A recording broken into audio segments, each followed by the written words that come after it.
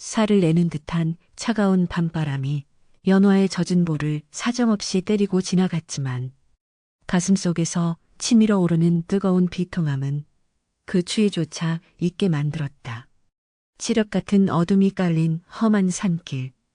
어디선가 부엉이가 구슬프게 울어대는 소리가 마치 자신의 신세를 조롱하는 것만 같아. 연화는 다리가 풀려 그 자리에 주저앉고 말았다.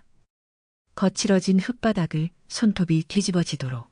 그리되며 그녀는 목구멍 깊은 곳에서 터져나오는 짐승 같은 울음을 토해냈다. 억울했다. 분하고 원통해서 숨이 턱턱 막혀왔다. 눈물 콧물이 범벅이 되어 앞조차 분간할 수 없는 이 처참한 몰골은 불과 반나절 전 헛된 희망을 품고 친정집 대문을 넘어서던 때와는 너무나도 다른 모습이었다. 그녀의 귓가에는 아직도 매몰차게 닫히던 대문 소리와 함께 올케 최 씨의 퍼런 독설이 쟁쟁하게 울려 퍼지고 있었다. 도대체 무엇이 잘못되었단 말인가. 피를 나는 가족이라는 천륜조차 가난 앞에서는 이토록 허무하게 끊어질 수 있는 것인지. 연화는 하늘을 향해 소리 없는 절규를 내질렀다. 시간을 되돌려해가 중천에 떠있던 그 시각. 연화는 닳고 얕은 치마 저고리를 맵시 있게 추스르며 익숙하고도 낯선 친정 마을 어귀에 들어서고 있었다. 시집간 지 3년 만에 처음 찾아가는 길이었다. 시부모님의 병환이 깊어지고 약값은커녕 당장 끼니를 때울 쌀 한 줌조차 남지 않은 절박한 상황이 아니었다면 그녀는 결코 자존심을 굽히고 친정의 문턱을 넘지 않았을 것이다. 어릴 적 뛰어놀던 돌담길을 지나 기와가 번듯한 친정집 대문 앞에 섰을 때 연화의 가슴은 두근거림과 두려움으로 세차게 요동쳤다. 행여나 식구들이 반겨주지 않을까, 아니면 빈손으로 온 자신을 타박하지는 않을까 하는 걱정이 앞섰지만 그래도 하나뿐인 오라버니와 혈육의 정을 믿고 떨리는 손으로 문고리를 잡았다. 삐그덕 소리와 함께 대문이 열리고 들어서자 따스한 햇살 아래 곡식을 널어 말리고 있던 하인들의 분주한 모습이 눈에 들어왔다. 그 풍요로운 광경이 연화의 텅 빈 위장을 더욱 쓰리게 만들었다. 그때 안채마루에서 날카로운 목소리가 비수처럼 날아들었다. 아니, 이게 누구신가? 시집가서 잘 먹고 잘 산다던 우리 시누이 아기씨 아니신가? 화려한 비단 치마를 입고 거만하게 부채질을 하며 걸어 나오는 이는 다름 아닌 올케 최 씨였다. 연화는 애써 미소를 지으며 고개를 숙였다. 새언니, 그간 강령하셨습니까? 불민한 시누이가 너무 송구합니다. 그러나 최 씨의 눈초리는 싸늘하기 그지없었다. 그녀는 연화의 남루한 행색을 머리끝부터 발끝까지 훑어보더니 코웃음을 치며 빈정거렸다. 강령이라니요. 아기씨가 오기 전까지만 해도 아주 평안했습니다만 대문 밖에서부터 궁상맞은 기운이 몰려오는 걸 보니 오늘 일지는 다 된 듯 싶군요. 빈손으로 오신 걸 보니 또 곡식을 꾸러 오신 게지요. 최 씨의 말은 한치의 오차도 없이 연화의 폐부를 찔렀다. 연화는 얼굴이 화끈거려 쥐구멍이라도 찾고 싶은 심정이었으나 집에 누워 계신 시부모님의 얼굴을 떠올리며 무릎을 꿇고 애원했다. 새언니, 염치 없는 줄 아오나 사정이 너무 급박하여 일이 찾아왔습니다.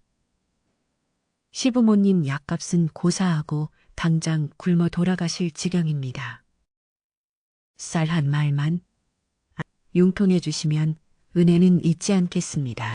연화의 간절한 호소에도 불구하고 최 씨의 표정은 더욱 싸늘하게 굳어졌다. 그녀는 혀를 차며 마당에 서 있는 하인들을 향해 소리쳤다. 여봐라, 못하라고 있느냐? 재수없는 소리가 들리지 않느냐? 그러고는 부엌 쪽으로 성큼성큼 걸어가더니 하얀 소금 바가지를 들고 다시 나타났다. 연화가 고개를 드는 순간 하얀 소금 알갱이들이 폭포수처럼 그녀의 얼굴과 몸 위로 쏟아져 내렸다. 따가운 소금이 눈에 들어가 눈물샘을 자극했고 모멸감에 입술이 파르르 떨렸다. 출가 외인이라 했습니다. 시집을 갔으면 그 집 귀신이 되어야지. 어디서 감히 친정에 와서 손을 벌린단 말입니까? 내 집에 부정타게 하지 말고 당장 나가세요. 쌀 한 톨도 내어줄 수 없으니. 최 씨가 뿌린 소금은 연화의 마지막 자존심마저 하얗게 덮어버렸다. 소란스러운 소리에 사랑채 문이 열리고 오라버니가 헛기침을 하며 나왔다. 연화는 소금 범벅이 된 얼굴로 오라버니를 바라보며 마지막 희망을 걸었다. 오라버니, 제발 저 좀 도와주세요. 저를 봐서라도. 그러나 오라버니는 부인 최 씨의 기세에 눌려 쩔쩔매고 있었다. 최 씨가 눈을 부라리며 남편을 쏘아보자 그는 연화와 눈도 마주치지 못한 채 헛기침만 두어 번.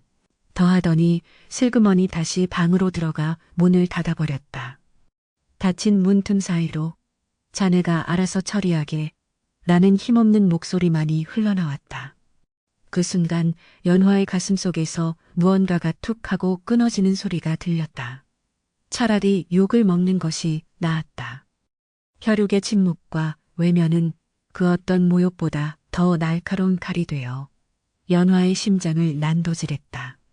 믿었던 오라버니마저 자신을 버렸다는 사실은 세상 모든 빛이 사라진 것과 같은 절망감을 안겨주었다. 대문 밖으로 쫓겨나다시피 나온 연화는 한동안 멍하니 닫힌 대문을 바라보았다. 대문 안에서는 최 씨의 히스테리 섞인 웃음소리와 하인들을 닥달하는 소리가 들려왔지만 연화에게는 마치 먼 나라의 이야기처럼 들렸다. 그녀의 손에는 쌀 한 주문커녕 몸에 묻은 소금기만이 까슬하게 남아 있었다. 돌아갈 길이 막막했다. 빈손으로 돌아가 병석에 누운 시부모님을 볼 면목이 없었다.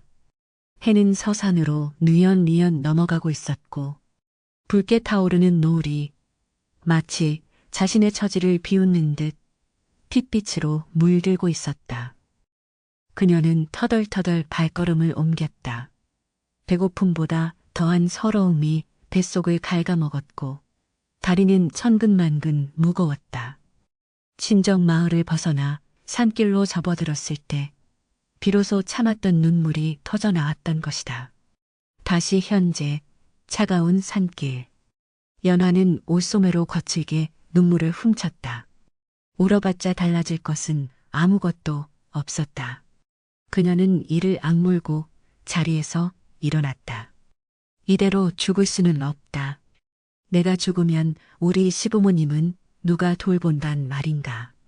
그녀는 도끼를 품고 어둠 속을 노려보았다.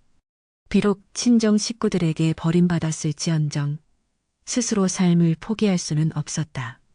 산짐승들의 울음소리가 가까워졌지만 연화는 흐릿한 달빛에 의지하여 한 발 한 발 위태로운 발걸음을 내디뎠다.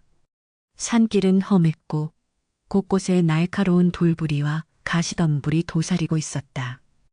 정신을 똑바로 차려야 했다. 하지만 며칠을 굶은 몸은 그녀의 의지를 따라주지 않았다. 현기증이 일면서 시야가 빙글빙글 돌기 시작했다.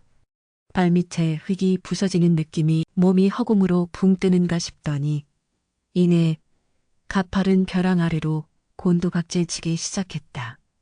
비명조차 지를 새 없이 연화는 칠흑 같은 어둠 속으로 깊고 깊은 낭떠러지 아래로 빨려 들어갔다. 그 추락은 마치 그녀의 비참한 인생이 끝없는 나락으로 떨어지는 것만 같았다. 정신이 돌아온 것은 칠흑 같은 어둠 속에서 이름 모를 산새가 부슬피 울어댈 즈음이었다. 전신을 짓누르는 육중한 고통에 연하는 신음조차 제대로 내뱉지 못한 채 간신히 눈꺼풀을 들어올렸다. 뼈마디가 으스러진 듯한 통증이 온몸을 휘감았고 찢어진 치마 사이로 드러난 종아리에서는 비릿한 피냄새가 진동했다. 차라리 이대로 눈을 감아버리면 모든 시를 나약한 생각이 스쳐 지나갔으나 고향집에 홀로 계실 시어머니의 앙상한 얼굴이 떠올라 차마 그럴 수 없었다. 그녀는 이를 악물고 몸을 일으키려 했지만 발목이 기이하게 꺾여 있어 비명과 함께 다시 바닥으로 고꾸라지고 말았다. 벼랑 아래는 사람의 발길이 닿지 않는 깊은 골짜기였고 사방은 빽빽한 가시덤불로 둘러싸여 있어 한 치 앞도 분간하기 힘들었다.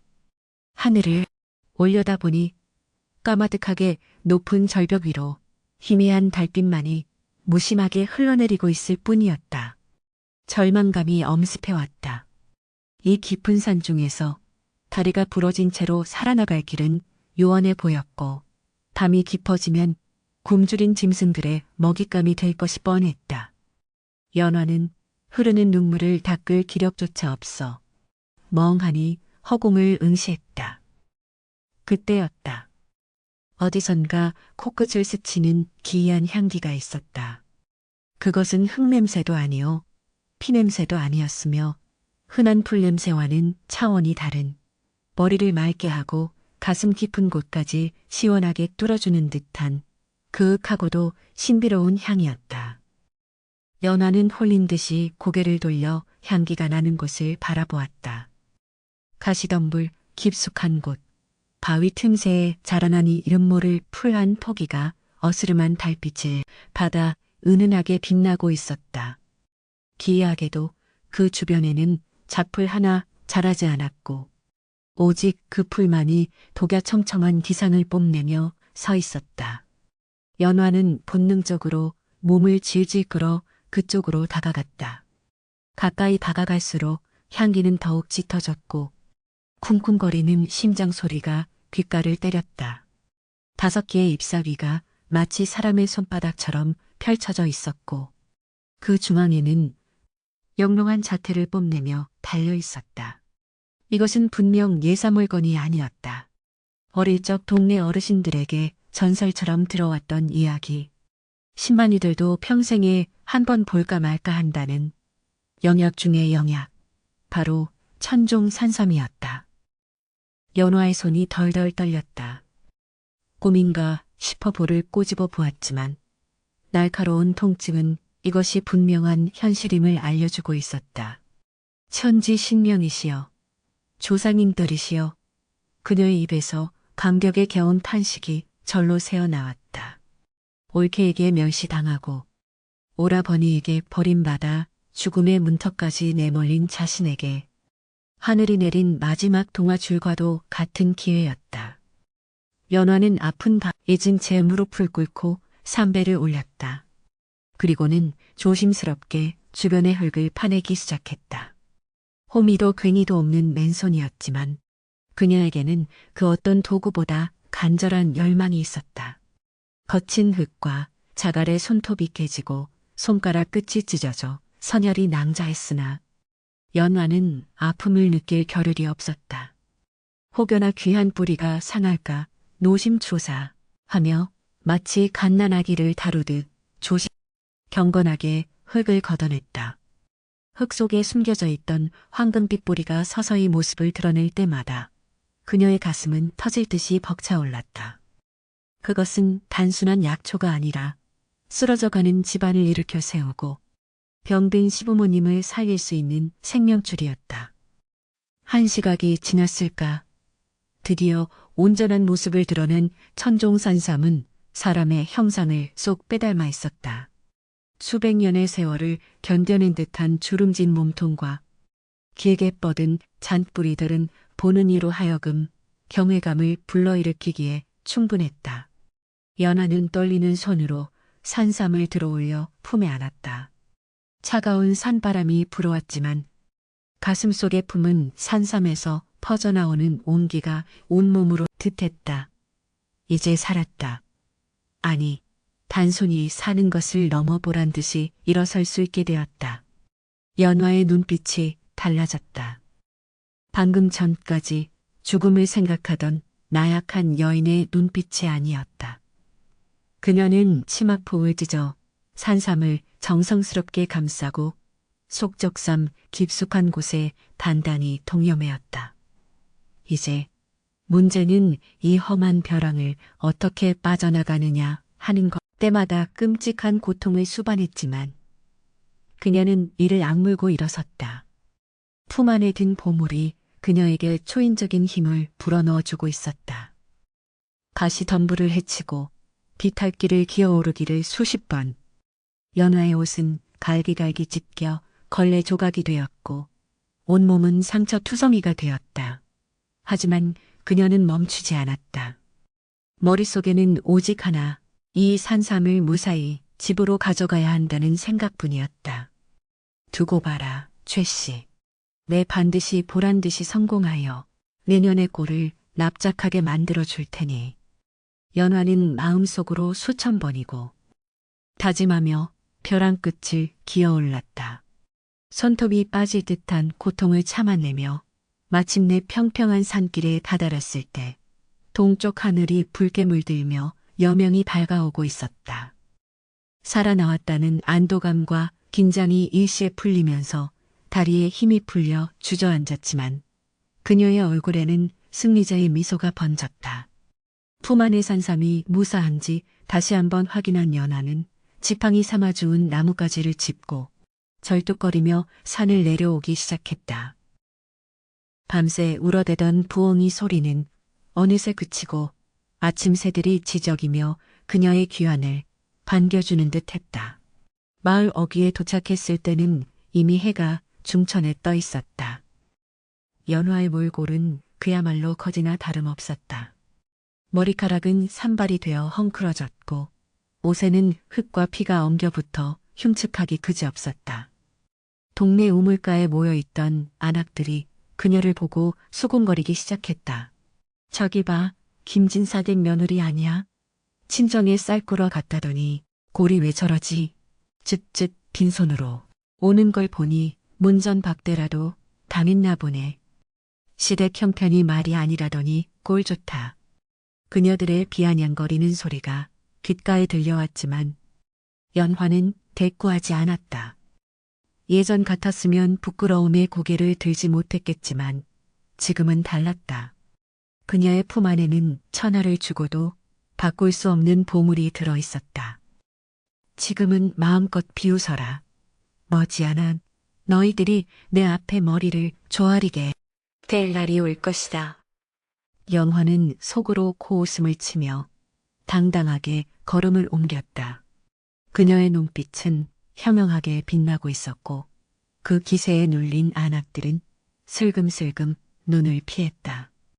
다 쓰러져가는 초가집 마당에 들어서자 인기척을 느낀 시어머니가 방문을 열고 내다보았다.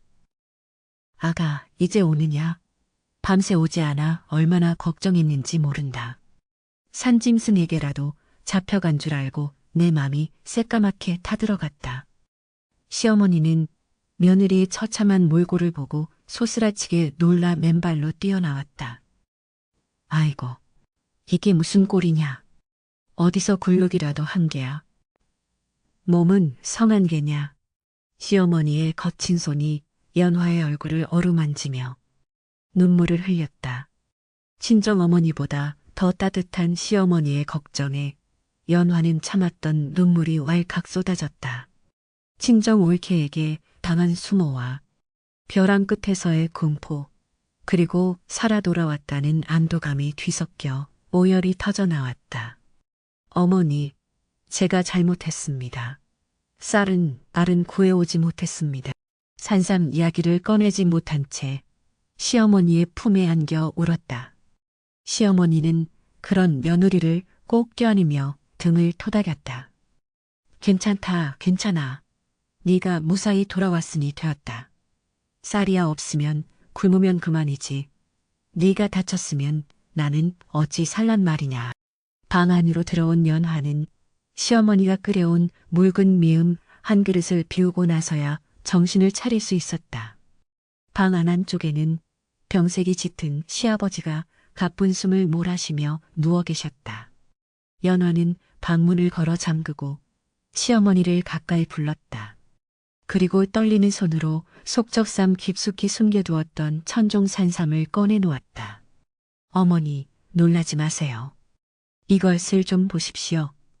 누더기 속에 감춰져 있던 산삼이 모습을 드러내자 어두침침하던 방안이 환해지는 듯한 착각이 일었다. 시어머니는 눈이 휘둥그레져 입을 다물지 못했다. 이건 산삼 아니냐? 그것도 예사 물건이 아닌 것 같구나. 네가 이걸 어디서 났느냐? 연화는 지난밤 벼랑에서 겪었던 일들을 강웅웅 차근차근 설명했다. 이야기를 듣는 내내 시어머니의 손은 덜덜 떨렸고 하염없이 눈물이 흘러내렸다. 조상님이 도우셨구나. 우리 집안을 살리려고 네가 그 고생을 했구나. 하지만 기쁨도 잠시 두 여인에게는 현실적인 고민이 찾아왔다. 이 귀한 물건을 어떻게 처리하느냐는 것이었다. 당장 시아버지에게 다려드리고 싶은 마음은 굴뚝 같았으나 쌀독은 비어 있었고 약값은커녕 빚쟁이들의 독촉에 쌀리는 형편이었다. 산삼을 팔아 가세를 일으키고 시부모님을 편안히 모시는 것이 더 급선무라는 생각이 들었다. 그러나 시골 아낙네가 이런 귀물을 들고 장터에 나갔다가는 사기꾼들의 먹잇감이 되거나 관아에 뺏길 위험이 있었다. 믿을 수 있는 사람, 제값을 쳐줄 수 있는 거상을 찾아야 했다. 연화는 결심을 굳힌 듯 단호한 목소리로 말했다. 어머니, 이것을 아버님께 다려드리는 것은 잠시 미루겠습니다. 이것을 팔아 큰 돈을 마련하면 아버님께 더 좋은 약과 보약을 평생 드실 수 있게 해드릴 수 있습니다. 그리고 무너져가는 집안도 다시 일으킬 수 있습니다. 시어머니도 며느리의 깊은 뜻을 이해하고 고개를 끄덕였다. 네 말이 옳다. 하지만 누가 있어 이 귀한 것을 제값에 사주겠느냐. 연화의 머릿속에 한 사람이 떠올랐다. 한양에서 내려와 약재상을 크게 하고 있다는 김대감. 그는 평소 성품이 대쪽 같고 신용을 중시하여 장사치들 사이에서도 평판이 자자한 인물이었다. 비록 연줄은 없었지만 진심을 다해 부딪혀 본다면 길이 열릴 것이라 믿었다. 제가 한양 약재상인 김대감을 찾아가겠습니다. 그분이라면 우리를 속이지 않을 것입니다. 눈에는 비장함이 감돌았다. 이것은 단순히 물건을 파는 것이 아니라 자신과 가족의 운명을 건 도박이었다. 만약 소문이라도 잘못 나면 친정 올빼 최 씨의 귀에 들어갈 수도 있었고 그렇게 되면 어떤 사달이 날지 모르는 일이었다. 철저히 비밀에 붙여야 했다. 연화는 산삼을 다시 고이 감싸 장롱 깊숙한 곳에 숨겨두었다. 그리고 밤이 깊어지기를 기다렸다. 어둠을 틈타 움직여야 사람들의 눈을 피할 수 있었기 때문이다. 내일 날이 밝는 대로 그녀는 김대감이 머물고 있다는 읍내 객주로 향할 작전이었다. 창호지 문 밖으로 들려오는 바람 소리가 마치 다가올 폭풍 전야를 예고하는 듯 거세게 몰아치고 있었다. 이튿날 새벽 동이 트기도 전 짙은 안개가 마을을 휘감고 있을 때 연하는 남편의 헌갓을 눌러쓰고 남장을 한 채 집을 나섰다. 품속에는 목숨보다 귀한 산삼이 든 보따리가 단단히 매여 있었다. 그녀가 향한 곳은 읍내장터의 가장 큰 객주, 한양거상 김대감이 머물고 있다는 만리장이었다. 객주 앞은 이른 아침부터 물건을 흥정하는 상인들과 북적거렸으나 연하는 그 소란스러움이 귀에 들어오지 않았다. 오직 김대감을 만나야 한다는 일념 하나로 떨리는 다리를 진정시키며 객주 주인에게 은밀히 면담을 청했다. 처음엔 행색이 초라한 그녀를 거들떠보지도 않던 주인이었으나 연하가 품속에서 살짝 내비친 산삼 잎사귀의 기이한 광채를 보고는 사색이 되어 안채로 안내했다. 사랑방 문이 열리고 백반 성성하지만 눈빛만은 형형한 김대감이 그녀를 맞았다. 연화는 떨리는 손으로 보따리를 풀었다. 방 안 가득 퍼지는 그윽한 향기에 김대감의 눈이 휘둥그레졌다. 그는 떨리는 손으로 산삼을 들어올리며 탄독했다. 이것은 천년을 묵어도 보기 힘들다는 천종산삼이 아닌가. 내 평생 수많은 약재를 다루었으나 이토록 영험한 기운을 뿜어내는 물건은 거래는 일사천리로 진행되었다. 김대감은 산삼의 가치를 한눈에 알아보았고 장사치로서의 계산속보다는 귀한 물건에 대한 겸해심을 먼저 보였다. 그는 즉시 전표와 은자 같은 괴짝을 내주며 평생을 놀고 먹어도 남을 만큼의 거금을 지불했다. 부인, 이 물건은 임금님께 진상되어도 부족함이 없을 보물이요. 내 값을 후하게 쳐주었으나 부인의 효심과 이 영험함에 비하면 부족할지 모르겠소. 부디 이 재물로 집안을 일으키고 평안을 찾으시구려. 연화는 김대감에게 몇 번이고 절을 올리며 감사를 표했다. 갯줄을 나서는 연화의 발걸음은 구름 위를 걷는 듯 가벼웠다. 품속에는 묵직한 전표가 들어있었지만 마음은 그 어느 때보다 홀가분했다. 이제 더 이상 굽신거리지 않아도 된다. 더 이상 배를 곤지 않아도 된다. 그녀의 눈앞에 펼쳐진 세상은 어제와는 전혀 다른 빛깔로 빛나고 있었다. 넉달 집으로 돌아온 연화는 지체 없이 행동에 나섰다. 우선 밀린 빚을 모두 청산하고 쌀과 고기를 넉넉히 사들였다. 그리고 용하다는 의원을 불러 시아버지의 병을 보살피게 했다. 의원은 혀를 내두르며 최고급 약재를 처방했고 며칠 지나지 않아 죽어가던 시아버지의 얼굴에 화색이 돌기 시작했다. 연화는 여기서 멈추지 않았다. 비바람이 치면 무너질 듯 위태로웠던 초가집을 헐고 그 자리에 번듯한 기와집을 짓기 시작했다. 목수들의 망치질 소리가 끊이지 않았고 담장은 높게 쌓아 올려졌다. 논과 밭을 사들여 소작을 주니 마을 사람들은 연환의 집안이 천지개벽을 했다며 혀를 내둘렀다. 김진사댁 며느리가 산신령의 도움을 받았다더라. 아니지. 조상묘를 잘 써서 횡재수가 터진 게지. 온갖 추측이 난무했지만 연하는 입을 굳게 다물고 오직 집안을 돌보는 데에만 전념했다. 그녀의 효심과 알뜰함 덕분에 집안은 날로 번창했고 곳간에는 곡식이 썩어날 정도로 가득 찼다. 소문은 발없는 말이 되어 천리를 간다고 했던가.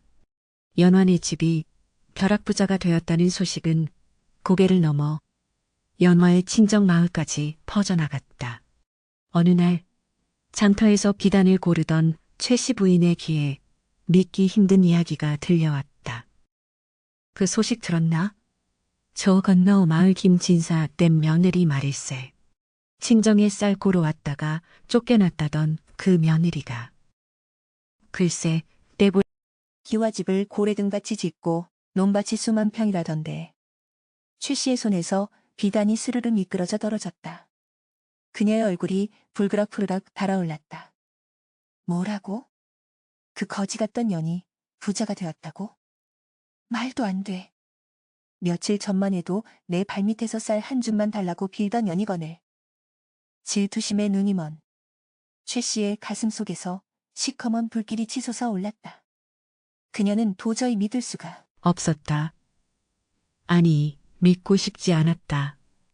자신이 멸시하고 짓밟았던 시누이가 자신보다 더 잘 산다는 사실을 용납할 수 없었다. 실건 최 씨는 곰곰이 생각에 잠겼다. 빈손으로 나간 년이 며칠 만에 벼락부자가 되었다. 이건 필시 무슨 곡절이 있다. 훔쳤거나 아니면 우리 집에서 뭔가를 가져간 게 분명해. 그녀의 비틀린 심사는 억지스러운 의심을 사실로 둔갑시키기 시작했다. 그렇지. 그년이 나갈 때 빈손이 아니었어. 뭔가 품속에 숨기고 있었던 게야. 우리 선산에 묻혀있던 보물을 훔쳐간 게 틀림없어. 최 씨는 제멋대로 상상의 나래를 펼치며 연화가 친정집 물건이나 땅에서 난 것을 가로채 부자가 되었다고 단정지었다. 배가 아파 견딜 수 없었다. 밤잠을 설칠 정도로 억울하고 분했다. 그녀는 당장 하인들을 불러 모았다. 여봐라. 당장 채비를 하라. 내 오늘 그 도둑년의 집을 샅샅이 뒤져 내 물건을 찾아와야겠다. 화려한 가마를 타고 위세등등하게 연화의 마을로 향하는 최 씨의 눈빛은 독사처럼 번들거렸다. 그녀의 머릿속에는 오직 하나, 연화의 재물을 빼앗고 그녀를 다시 진창 속으로 처박아 버리겠다는 악독한 생각뿐이었다. 연화의 집 앞에 도착한 최 씨는 입을 다물지 못했다. 으리으리한 기와집과 높게 솟은 대문은 자신의 친정집보다 훨씬 크고 화려했다. 마당에서는 하인들이 분주하게 움직이고 있었고 곳간에서는 쌀가마니가 쉴 새 없이 실려나가고 있었다. 그 풍요로운 광경을 보자 최 씨의 질투심은 극에 달했다. 그녀는 가마에서 내려 대문을 발로 걷어차며 고래고래 소리를 질렀다. 이 은혜도 모르는 도둑년아. 썩 나오지 못할까. 내 집에서 훔쳐간 돈으로 호의호식하니 좋더냐. 내 문이 열리고 연화가 담담한 표정으로 걸어 나왔다. 비단 옷을 곱게 차려입은 그녀의 모습에서는 예전의 쭈그러진 모습은 온데간데 없고 귀부인의 기품이 흘러넘쳤다. 연화는 난동을 부리는 올케를 싸늘하게 내려다보며 차분하게 입을 열었다. 세연니, 이게 무슨 행패입니까? 남의 집 대문 앞에서 채통 없이 소리를 지르시다니요. 그러나 최 씨는 아랑곳하지 않고 연화의 멱살을 잡으려 달려들었다. 행패? 채통? 내년이 감히 나에게 훈계를 해? 이 뻔뻔한 거사. 네가 캔 그 산삼. 사실은 우리 친정 선산에서 캔 것이지. 내가 모를 줄 알았느냐. 최 씨는 억지를 부리며 연화를 몰아세웠다. 주변에 모여든 구경꾼들이 수군거기 시작했다. 산삼이라니 친정 선산에서 훔친 거라고. 순식간 연화는 기가 막혔다. 벼랑 끝에서 목숨 걸고 캔 산삼을 친정 선산에서 훔쳤다고 매도하다니. 적반하장도 유분수였다. 하지만 최 씨는 막무가내였다. 그녀는 미리 준비해온 관아의 포졸들을 향해 손짓했다. 저 도둑년과 하인들을 모두 묶어라. 내 관아에 가서 시시비비를 가릴 것이다. 내년이 훔쳐간 산삼값, 아니 그 산삼으로 불린 전적 물러서지 않을 테다. 탐욕의 눈이 먼 최 씨의 광기 어린 외침이 마을을 뒤흔들었다. 평화롭던 연화의 집에 다시 한번 검은 그림자가 들이우고 있었다. 그러나 이번에는 연화도 물러설 생각이 없었다. 그녀의 눈빛은 더 이상 나약한 신우이의 그것이 아니었다. 진실을 밝히고 자신의 가정을 지키겠다는 결연한 의지가 서려 있었다. 관아의 넓은 마당에는 서슬퍼런 긴장감이 감돌고 있었다. 형틀이 놓인 동원 앞들에는 구경 나온 백성들이 인산인해를 이루었고 사또의 호령을 기다리는 포졸들의 창끝이 햇살을 받아 번뜩였다.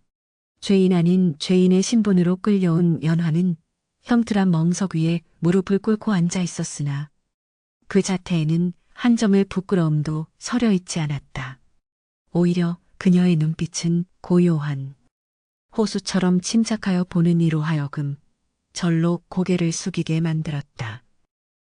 반면 호소인 자격으로 그 옆에선 최 씨는 기세등등하여 콧김을 뿜어대고 있었다.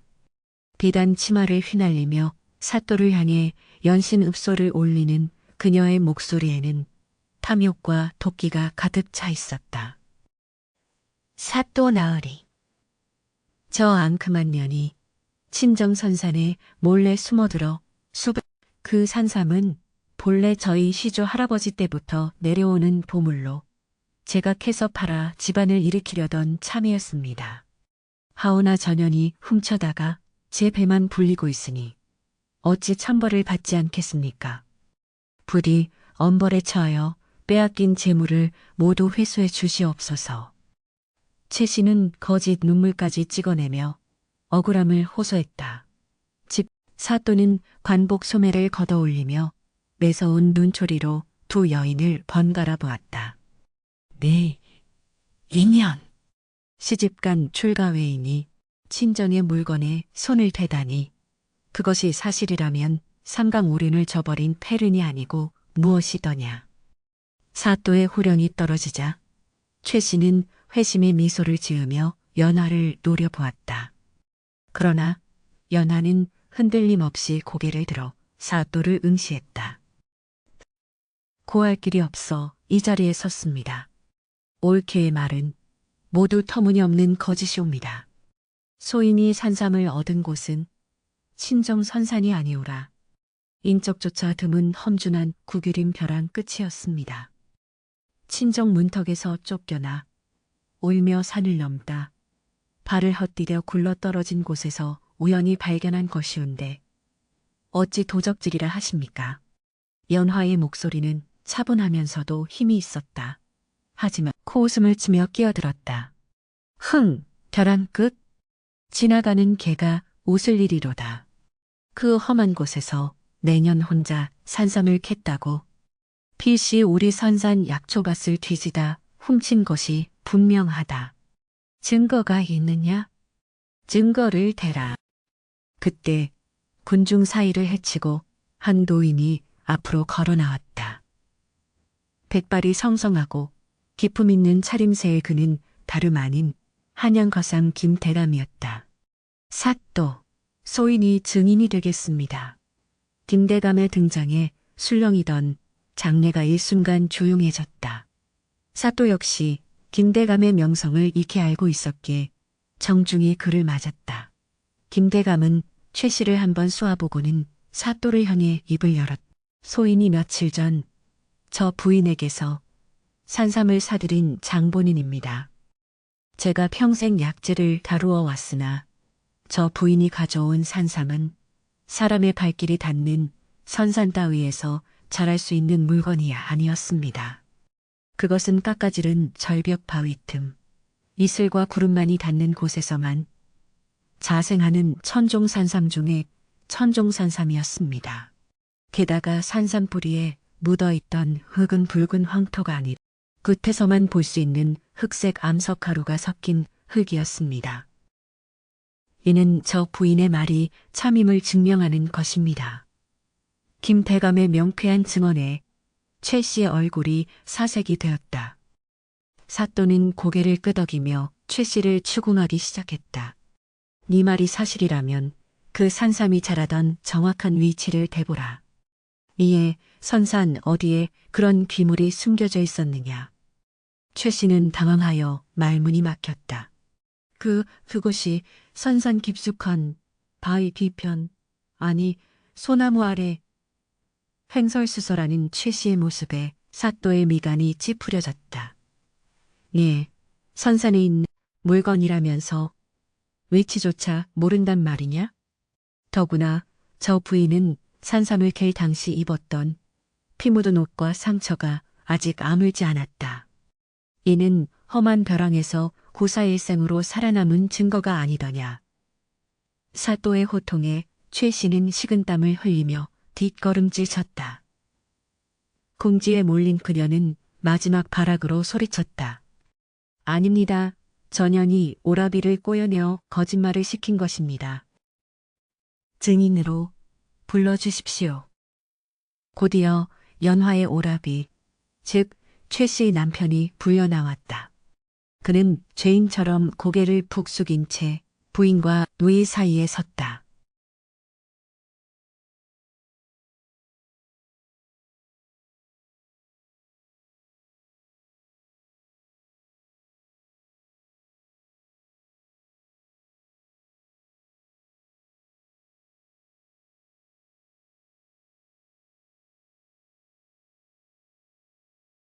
오라비는 입을 굳게 다문 채 부들부들 떨고만 있었다. 사또가 다시 한번 물었다. 자네는 그날 누이가 산삼을 캐는 것을 보았는가? 사실대로 고하라. 만약 거짓을 고하면 위증죄로 다스릴 것이다. 오라비는 질끈 감았던 눈을 뜨고 연화의 상처투성이 손을 바라보았다. 지난날 누이를 외면했던 죄책감이 파도처럼 밀려왔다. 그는 털썩 무릎을 꿇으며 나으리 죽을 죄를 지었습니다. 아, 제 누이 연화는 훔치지 않았습니다. 그날 제 처가 소금을 뿌려 내쫓는 바람에 빈손으로 울며 나간 것이 전부입니다. 선산 근처에는 얼씬도 하지 않았습니다. 이 모든 것은 제 처의 욕심이 빚어낸 참극이옵니다. 남편의 자백에 최 씨는 자리에 주저앉고 말았다. 밀었던 도끼에 발등이 찍힌 꼴이었다. 네가 감히 나를 배신해? 내가 너를 어떻게 먹여 살렸는데. 최 씨가 악을 쓰며 남편에게 달려들려 했으나 포졸들이 그녀를 제압했다. 사또는 분노하며 판결을 내렸다. 듣거라.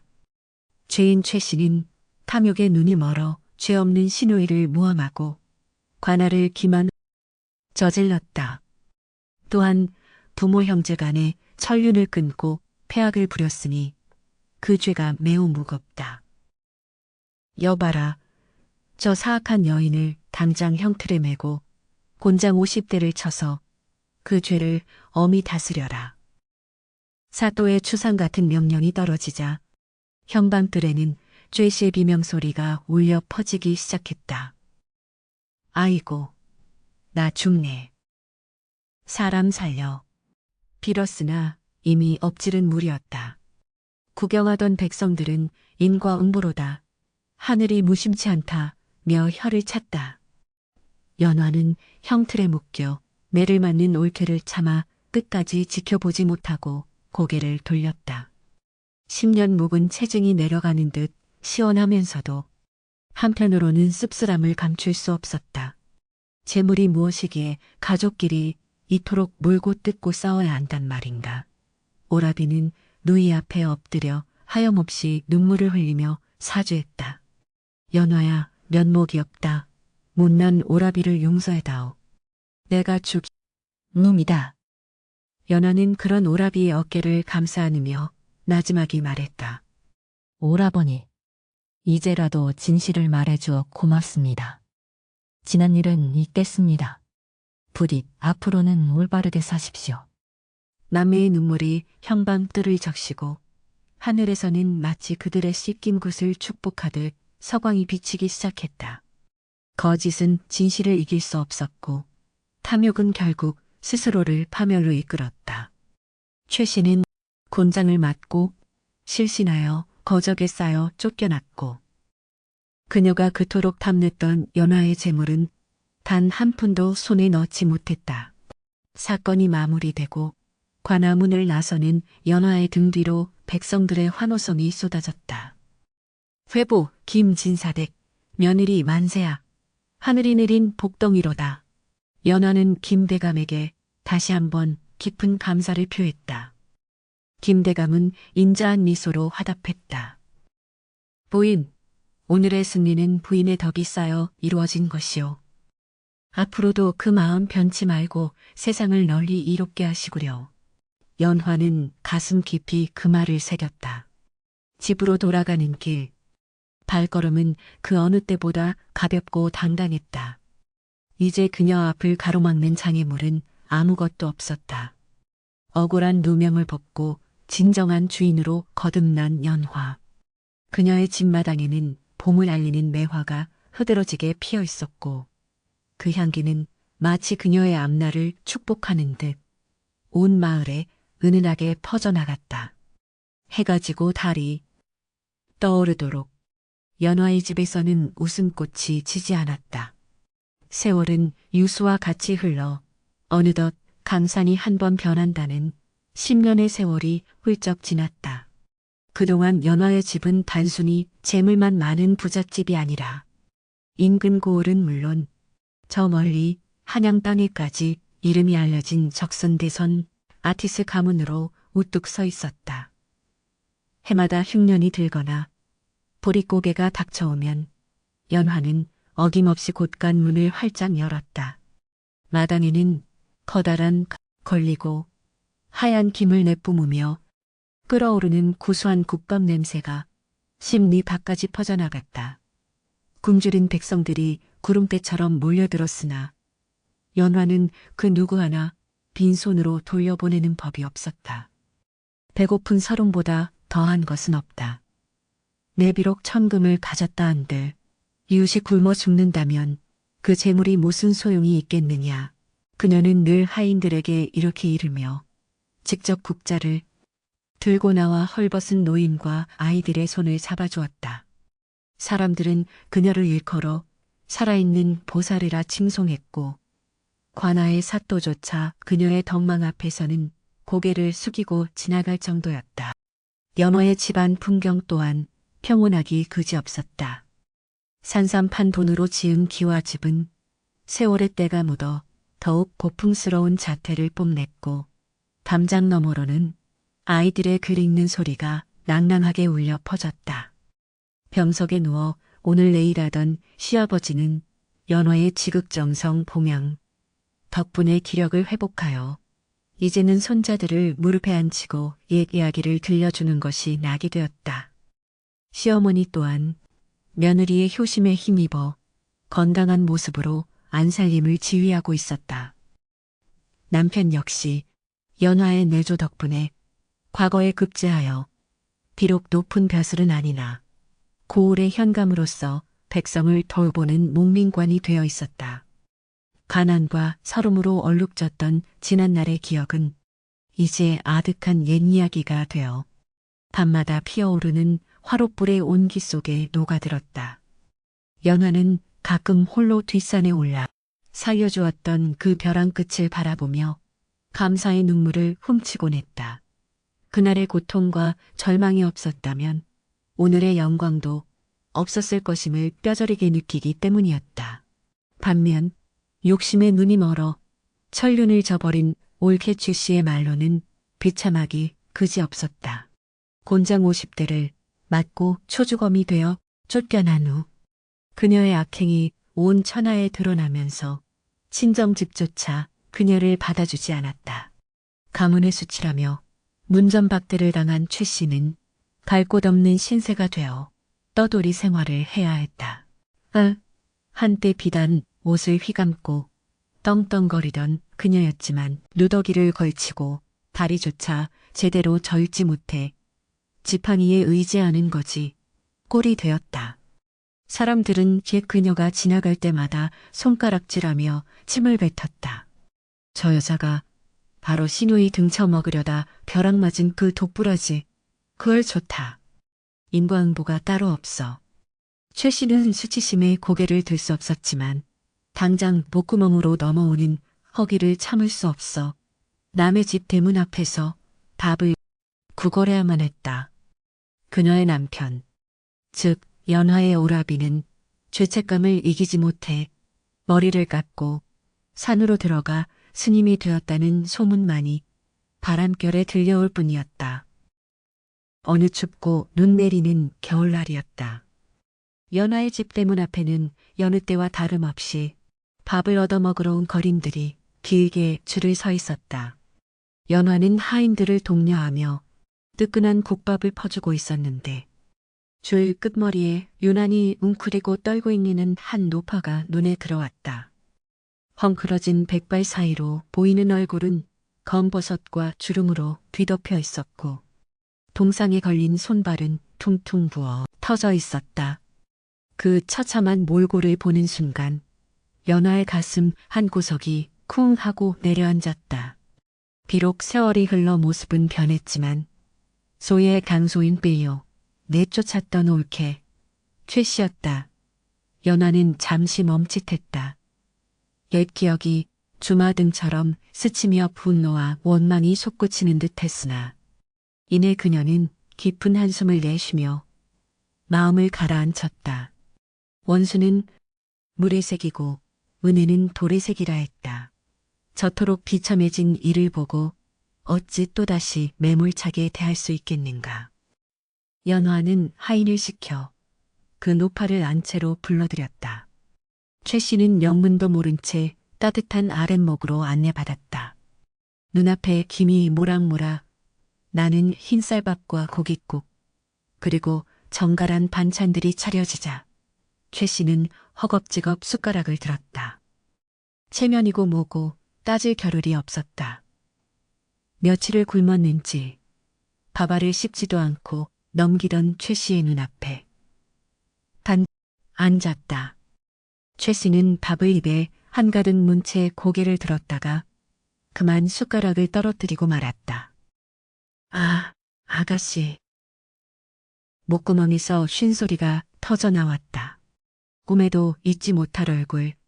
자신이 그토록 괴롭히고 모함했던 신우의 연화였다. 최 씨의 얼굴이 홍당무처럼 붉어지더니 이내 사시나무 떨듯 떨기 시작했다. 그녀는 먹던 밥상을 밀치고 오열했다. 죽여주십시오.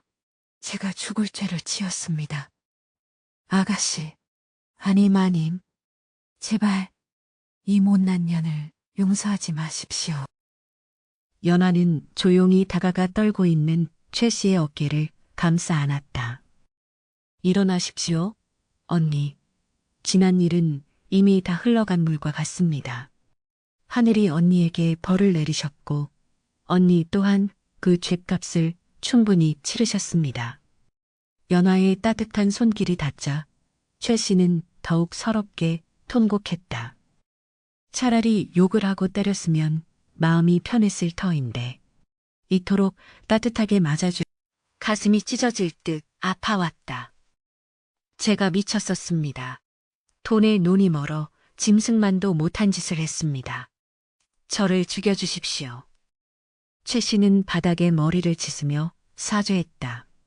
연화는 눈지으로 붉히며 말했다. 가난이 죄였지 사람이 죄였겠습니까? 이제라도 잘못을 뉘우치셨으니 되었습니다. 오라버니 소식은 들으셨는지요? 산사의 스님이 되시어 언니와 저를 위해 계신답니다. 언니도 이제 마음의 짐을 내려놓고 편안히 사시지요. 연화는 최 씨에게 넉넉한 노잣돈과 따뜻한 속옷을 내어주었다. 그리고 오라비가 있는 절로 찾아가 여생을 참여하며 살 수 있도록 주선해 주었다. 대문 밖까지 대웅 나온 연화에게 최 씨는 수없이 절을 올리며 멀어져 갔다. 눈 내리는 하얀 길 위로 최 씨의 굽은 등 뒤에 찍힌 발자국들이 하나둘씩 지워져 가듯 연화의 가슴 속에 남아있던 마지막 응어리도 내렸다. 복수란 칼로 상대를 찌르는 것이 아니라 덕으로 상대를 감화시켜 스스로 부끄러움을 느끼게 하는 것임을 연화는 몸소 보여준 것이었다. 그 모습을 지켜보던 마을 사람들은 입을 모아 칭송했다. 진정한 부자는 재물이 많은 자가 아니라 용서할 줄 아는 마음을 가진 자로다. 이듬해 봄, 연화의 집 마당에는 매화꽃이 흐드러지게 피어났다. 따스한 봄 햇살 아래 온 가족이 모여 앉아 웃음꽃을 피우고 있었다. 갓쓴 남편은 인자한 미소로 연화를 바라보고 건강해진 시부모님은 손자들의 재롱에 박수를 치며 즐거워했다. 그 평화로운 정경을 바라보며 연화는 마루 끝에 앉아 차를 한 모금 마셨다. 찻잔 속에 떠있는 매화꽃. 자신이 벼랑 끝에서 발견했던 산삼 잎사귀처럼 영롱하게 빛나고 있었다. 인생사 세웅지 마라 했으나 결국 착한 끝은 있고 뿌린 대로 거두는 법이다. 눈물로 씨를 뿌린 자가 기쁨으로 단을 거두듯 모진 시련을 견뎌내고 선한 마음을 잃지 않았던 연화의 삶은 이제 그윽한 매화 향기처럼 온 세상을 아름답게 물들이고 있었다. 그녀의 이야기는 입에서 입으로 전해져 후세 사람들에게 깊은 울림을 주는 전설이 되었다. 탐욕은 패가망신의 지름길이요 인내는 쓰고 열매는 달다는 교훈과 함께 진정한 행복은 남을 짓밟고 올라서는 것이 아니라 함께 나누고 베푸는 덕행 속에 있다는 진리를 일깨워주면서 말이다. 먼 훗날까지도 연화가 살던 마을 뒷산에는 봄이면 어김없이 이름 모를 푹 피어났는데 사람들은 그것을 연화의 붉은 마음이 피어난 것이라 하여 연화초라 불렀다고 한다.